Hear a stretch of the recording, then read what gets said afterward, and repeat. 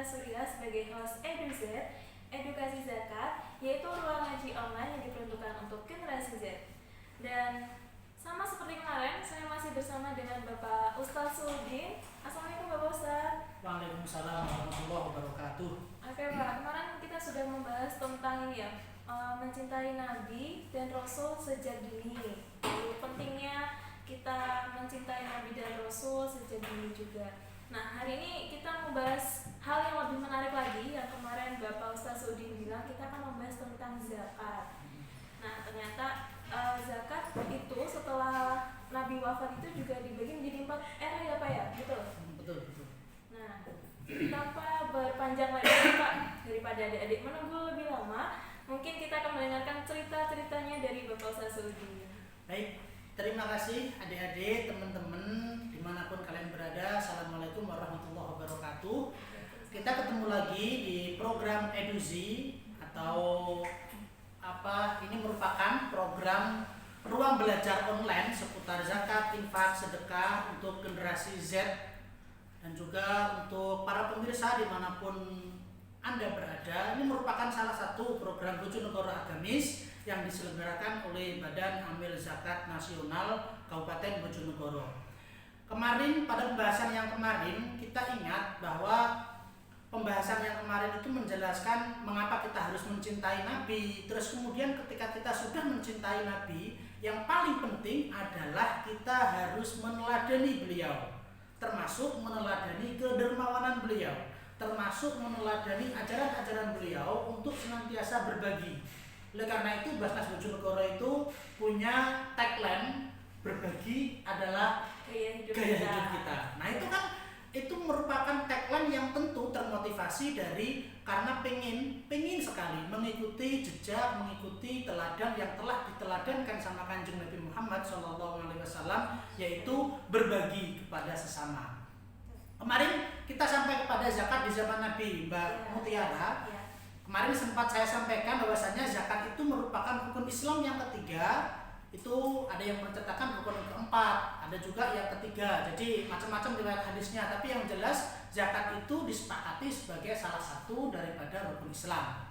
Tentu kalau kalian berislam, tentu mau tidak mau itu berarti sudah taken kontrak akan menjalankan semua rukun Islam dengan sebaik-baiknya dan penuh tanggung jawab. Pengelolaan zakat pada zaman Nabi itu dimulai, atau perintah zakat itu dimulai berdekatan dengan perintah puasa.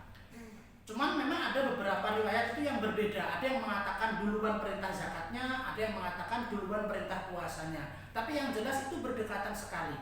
Nah, ini kita perlu ingat mengapa kok perintah zakat ini berdekatan dengan perintah berpuasa. Ketika orang itu berpuasa, ketika orang itu menahan lapar dan dahaga, maka ketika itu juga kita yang biasa berpuasa Ramadan misalnya, itu akan merasakan empati kita itu akan lebih dominan dalam diri kita. Sehingga kalau kita itu lapar dan menahan lapar dan dahaga, kita akan merasa, oh berarti orang lain juga merasakan hal itu. Oh berarti orang-orang fakir miskin yang tidak mampu seperti kita, tidak mempunyai seperti apa yang kita miliki dari harta benda, makanan dan lain sebagainya, itu tentu betapa melaratnya atau betapa susahnya mereka, sehingga kita ini perlu untuk berbagi kepada mereka. Nah ini yang kemudian mengapa perintah zakat itu berdekatan dengan perintah puasa. Jadi kalau kita sudah berpuasa menahan lapar dan dahaga, maka kita akan semakin ringan untuk melakukan berbagi kepada sesama. Kira-kira seperti itu alasannya dulu. Jadi sepeninggal Nabi itu memang banyak kaum yang beriman, yang dulunya itu beriman kepada Kanjeng Nabi, mau melakukan atau mau menjalankan rukun Islam, tapi sepeninggal Nabi itu mereka sudah mulai kehilangan semacam kehilangan kompas. Sehingga banyak yang kemudian dulunya aktif zakat, ketika Nabi meninggal, ketika Nabi wafat itu tidak mau lagi membayar zakat karena dipikir zakat itu adalah untuk keluarga Nabi dan keluarganya, padahal kan sama sekali tidak. Zakat itu untuk sesama, zakat itu untuk teman-teman kita, saudara-saudara kita yang tentu masih kekurangan dan tidak mempunyai seperti apa yang kita punyai. Nah, ketika zamannya Sayyidina Abu Bakar, misalnya contoh ketika teman-teman adik-adik di rumah, misalnya seperti zamannya Abu Bakar ya, Sayyidina Abu Bakar itu khalifah pertama, pengganti Rasulullah yang pertama. Era beliau ini banyak banyak orang yang tidak lagi mau membayar zakat. Mengapa? Karena tadi menganggap kalau zakat itu adalah untuk Nabi dan keluarga Nabi, sehingga berarti Nabi sudah wafat, kita nggak usah bayar zakat. Nah padahal tidak. Sehingga pada waktu zaman eranya Sayyidina Abu Bakar As-Siddiq ini, tugas pertama beliau dan tugas terbesar beliau adalah memerangi orang-orang murtad. Orang-orang murtad yakni orang-orang yang tidak mau membayar zakat. Nah itu yang diperangi oleh beliau. Di samping itu beliau ini juga memerangi beberapa nabi palsu gitu. Kalau kalian ingat mungkin sejarahnya di pelajaran, kalau yang di sekolah di madrasah itu biasa di pelajaran SKI. Kalau yang di sekolah di SMP atau mungkin SD itu ada di mata kuliah atau mata pelajaran PAI. Di situ ketika zamannya Sayyidina Abu Bakar itu memerangi nabi-nabi palsu. Tokohnya adalah Musailamah Al-Kadzdzab, itu pembohong besar ketika itu. Nah, kemudian dilanjutkan di era Sayyidina Umar bin Khattab. Itu pengelolaan Baitul Mal, itu kemarin saya sampaikan bahwa pengelolaan Baitul Mal itu dari rakyat, untuk rakyat, dan oleh rakyat. Baitul Mal itu semacam kalau sekarang Menteri Keuangan lah. Sekarang Menteri Keuangan yang mana para penari zakat, di zaman itu kan zakat itu ditarik ya. Jadi seperti Basnas sekarang itu kan Basnas itu kan sekarang mempunyai layanan jemput antar zakat, gitu kan itu ya. Nah, betul kan? Di Basnas itu ada layanan jemput antar zakat, tinggal WA atau tinggal SMS, telepon, nanti ada petugas Basnas yang menjemput. Seperti itu di zaman Nabi juga seperti itu. Jadi itu Mbak Mutiara, jadi di zaman Nabi itu sudah apa yang dilakukan Basnas saat ini itu juga sebenarnya sudah ada di zaman Nabi, layanan jemput antar zakat gitu. Nah, kemudian tidak hanya itu, Basnas itu juga melakukan tidak hanya menarik saja, atau Basnas itu selalu rutin melaporkan. Nah, itu setiap hari, Pak. Setiap hari bahkan setiap hari. Nah, adik-adik, kalau kalian itu ingin berzakat, ingin bersedekah, ingin berinfak, silakan ke Basnas dengan menggunakan layanan jasa antar jemput zakat ini. Tentu Basnas ini melakukan seperti apa yang dilakukan di eranya Sayyidina Umar bin Khattab, yakni laporan. Setiap apapun yang didapatkan oleh Basnas atau orang-orang yang membayar zakat, infak, sedekah di Basnas, karena nanti akan ada audit ya. Di zaman Sayyidina Umar bin Khattab itu ada setiap Baitul Malnya itu diaudit keuangannya, diaudit pengeluarannya dan seterusnya. Jadi kalian jangan khawatir, misalnya kalian itu punya rezeki, orang tua kalian punya rezeki, bapak ibu guru kalian punya rezeki dan ingin berzakat, silakan gunakan layanan antar jemput zakat dari Basnas Bojonegoro yang nanti tentu akan dipertanggungjawabkan secara sangat bertanggung jawab gitu. Nah, kemudian diteruskan itu zaman Umar bin Khattab. Kalau Sayyidina Abu Bakar As-Siddiq itu 2 tahun, Sayyidina Umar bin Khattab itu 10 tahun, kemudian diteruskan di zamannya Sayyidina Utsman bin Affan. Ini 12 tahun. Ini memang khalifah yang paling lama, Mbak. Khalifah atau pengganti Rasulullah yang paling lama itu eranya Sayyidina Utsman bin Affan. Di masa itu penghitungan zakat itu sudah mulai dimodifikasi. Di situ ada penghitungan zakat dengan kurs uang. Ketika itu ya tentu bukan rupiah karena memang bukan di Indonesia, juga bukan bukan juga real karena tidak hanya di Arab Saudi tapi di negara Arab ketika itu belum menggunakan real. Tapi yang jelas ketika itu sudah mulai dikuruskan,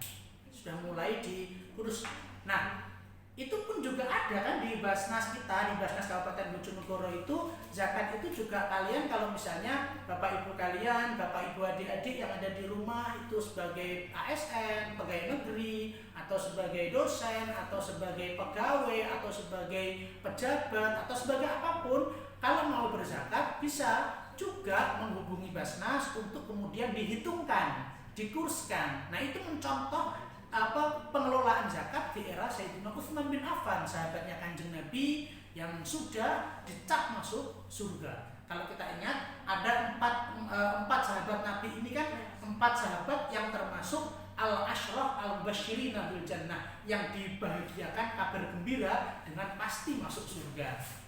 Itu di eranya Sayyidina Utsman bin Affan.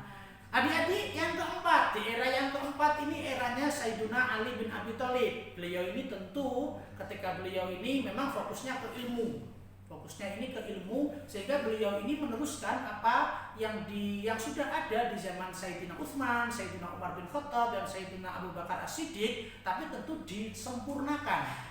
Pengelolaan zakat disempurnakan di era beliau ini.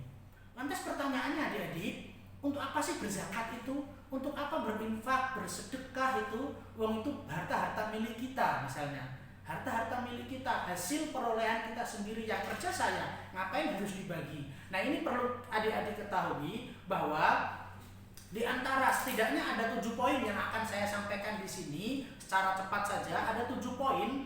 Ini tujuan mengapa agama Islam, agama kita, agama Islam ini mensyariatkan zakat, mensyariatkan sedekah, mensyariatkan infak. Yang pertama adalah membuktikan penghambaan diri pada Tuhan. Kita harus sadar bahwasanya apapun yang kita punyai ini semata-mata adalah karena dikasih sama Tuhan, karena dikasih sama Allah. Kita ingat kalau kita lahir kita nggak pakai apa-apa, bahkan sehelai benang pun tidak ada di tubuh kita. Kita lahir dalam keadaan telanjang dan besok ketika mati kita juga akan kembali telanjang, cuma dibalut kain putih yaitu kain kafan. Maka kita harus benar-benar menghamba kepada Allah. Kita ini hamba nggak punya apa-apa, sehingga kita bersedekah itu lantaran karena ada niatan kita itu benar-benar seorang hamba yang pengen mencari agar Tuhan cinta kita, agar Allah itu cinta kita. Dengan berbagi sesama. Dengan berbagi. Tentu kita ketika misalnya berbagi, saya misalnya punya uang, kemudian saya berbagi kepada Mbak Mutiara. Selain Mbak Mutiara itu nanti akan berbaik pada saya, tentu Allah kan akan senang karena Mbak Mutiara maupun saya itu adalah sama-sama hambanya Allah. Tentu ketika Allah itu melihat saya berbagi kepada Mbak Mutia dengan penghambaan diri, saya ini hamba yang nggak punya apa-apa dan Mbak Mutiara adalah saudara saya, saudara seiman, seislam, sebangsa, setanah air, tentu Allah itu juga nanti akan suka. Yang kedua, mensyukuri nikmat Tuhan. Mensyukuri itu berarti dengan cara kalau adik-adik gitu ya, saya contohkan adik-adik. Bersyukur itu caranya begini loh. Bersyukur itu memang ada Mbak Mutiara, syukur itu menggunakan terima kasih. Tapi itu adalah syukur level pertama. Syukur yang paling penting itu adalah ibarat keran.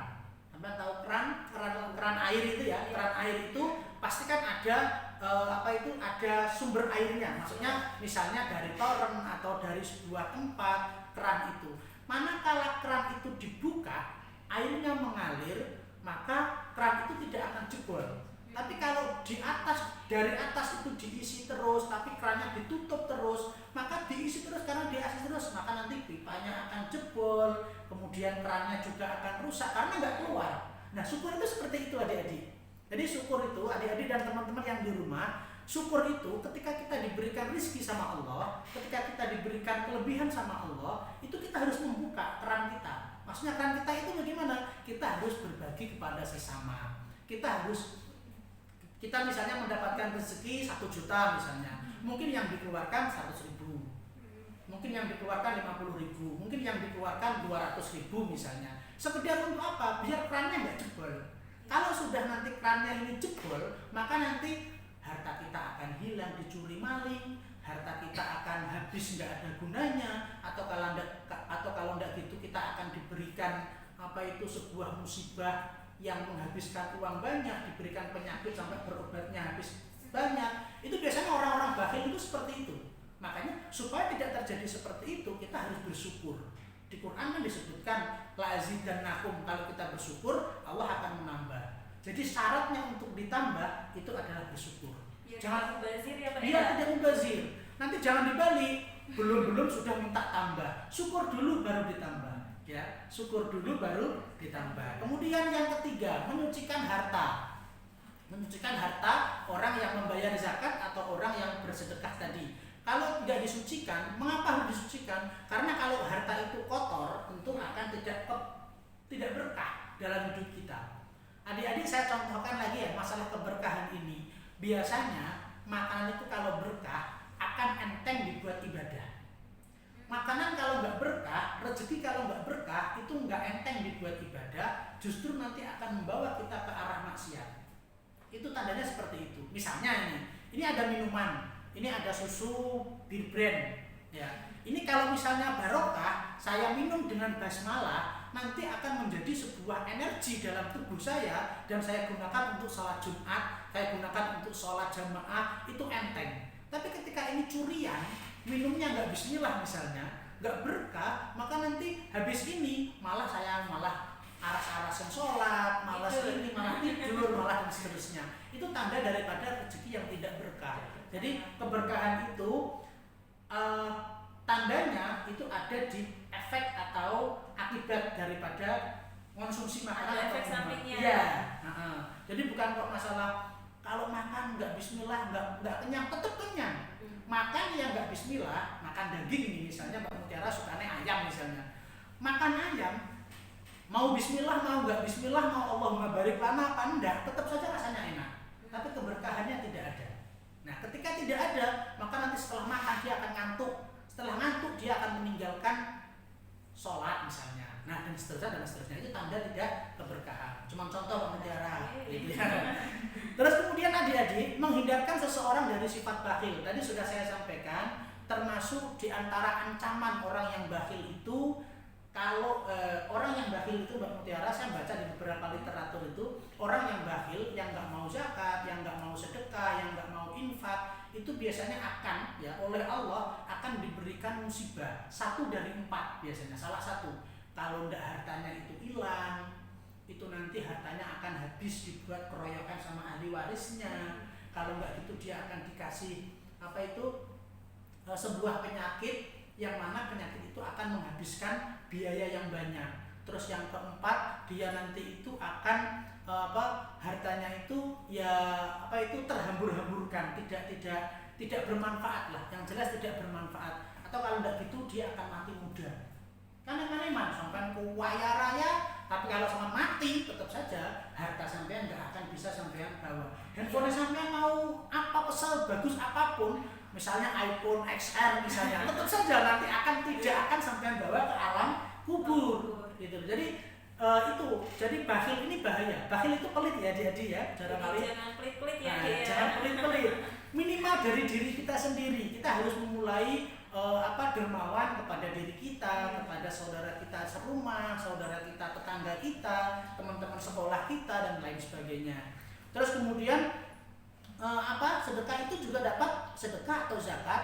Zakat sama sedekah ini benar sama ya. Zakat sama sedekah bedanya, zakat itu sedekah yang hukumnya wajib, sementara sedekah yang biasa-biasa itu sedekah kota amal, sedekah fakir miskin itu hukumnya sunnah. Cuma beda hukum saja. Jadi zakat itu juga sedekah. Di Quran itu ayat yang menjelaskan tentang mu'alaf yang menjelaskan tentang orang-orang yang berhak menerima zakat itu redaksinya menggunakan innamas shadaqat, yaitu menggunakan sedekah, tidak menggunakan innamas zakat, itu tidak, tapi menggunakan sedekah. Karena memang zakat itu juga sedekah.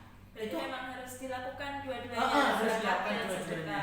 Baik itu yang zakat sedekah wajib atau sedekah yang hukumnya sunnah. Kemudian yang yang kelima yang menghibur dan membantu orang miskin. Kita ini makhluk sosial. Kita nggak akan bisa hidup tanpa orang lain. Sehebat apapun manusia, nggak akan bisa hidup tanpa orang lain. Oleh karena itu, ketika kita berbagi, maka nanti kita akan bisa bermanfaat bagi orang lain. Begitu juga orang lain juga akan bermanfaat bagi kita. Yang keenam, pertumbuhan harta yang dizakati, yang dizakati. Yang ketujuh, menumbuhkan perekonomian Islam. Tentu Islam ini visi misi atau tujuan daripada zakat ini adalah mengentaskan kemiskinan di dalam agama Islam. Sehingga tujuan daripada zakat ini adalah untuk mengentaskan kemiskinan. Jadi menumbuhkan perekonomian Islam itu sangat penting. Wong Islam musuh kok melarat terus gitu. Kira-kira seperti itu. Makanya harus saling berbagi. Saling berbagi. Begitu Mbak Mutiara, ya. Sementara itu dulu saya kembalikan ke Mbak Mutiara. Itu adik-adik. Jadi ada yang bertanya nih Pak, dari adik nih, dari siswa SD, ada yang bertanya, Pak saya pengen sedekah, tapi kan saya masih anak-anak, belum bekerja. Nah itu bagaimana solusinya Pak? Oke, tentu adik-adik ya, kalian mungkin belum bekerja, ya kalian mungkin belum bekerja, tapi kalian kan tetap punya, biasanya kan semua siswa, semua dulu ketika zaman sekolah mungkin Mbak Mutiara juga kan punya uang saku gitu ya, punya uang saku, kemudian ada yang pinter menabung, ada yang nggak bisa menabung gitu. Mungkin saya termasuk orang yang nggak bisa menabung karena emang saya nggak begitu punya uang saku. Bagaimana caranya kalau misalnya kita itu masih anak-anak, masih usia sekolah, pengen sedekah? Sedekah itu memang tidak harus harta, Mbak Mutiara. Memang tidak harus harta. Menolong teman kita yang sedang misalnya nggak bisa ngerjain PR, kita bantu, tapi bukan dikasih tahu jawabannya. Membantu itu juga sedekah. Kita kesenyum itu juga sedekah. Kita membantu ngangkatin barang orang yang di jalan kesulitan, itu juga sedekah. Kita menyingkirkan sesuatu yang mengganggu di jalan, itu juga sedekah. Tapi yang perlu diingat, itu harus sesuai porsinya masing-masing. Kalau siswa nggak punya uang, ya sedekahnya bukan dengan harta berarti, bukan dengan harta. Atau kalau misalnya pengen punya dia pengen sedekah harta, boleh mengambil 100 apa 200 rupiah dari uang sakunya, atau 500 atau 1000. Sekarang sudah nggak ada Mbak Mutiara ya, yang saku sekolahnya itu 1000 itu nggak ada ya. Minimal 5.000 udah. Minimal 5.000 itu sekolah 10.000. Saya dulu masih sangu 200 rupiah, saya masih ingat gitu. Itu mungkin disisihkan, yang 500, apa yang 1000, apa 1500 disisihkan untuk bersedekah. Mungkin nggak langsung ke kota amal, tapi langsung ke teman, diajak ditraktir makan, itu kan juga sedekah. Jadi sedekah ini banyak banget bentuknya. Salah satunya kalau misalnya siswa, ya tentu dengan hal-hal yang dia mampu. Misalnya tidak harus 10.000, uang sakunya cuma 10.000, berarti misalnya cuma 1.000, 1.500, traktir sosis, traktir siomay kepada temannya dan seterusnya. Itu adik-adik ya mungkin bisa seperti itu gitu. Jadi sedekah dan zakat itu memang mudah untuk dilakukan ya Pak ya. Jadi jangan lupa untuk berzakat dan bersedekah gitu. Oke, jadi tadi kan udah diterangin sama Bapak Ustaz Hudi nih. Apa sih zakat itu tadi sudah diceritakan, lalu zakat di zaman Nabi itu ada 4 era, lalu ada juga syariatnya juga ada 7, tadi juga sudah dijelaskan.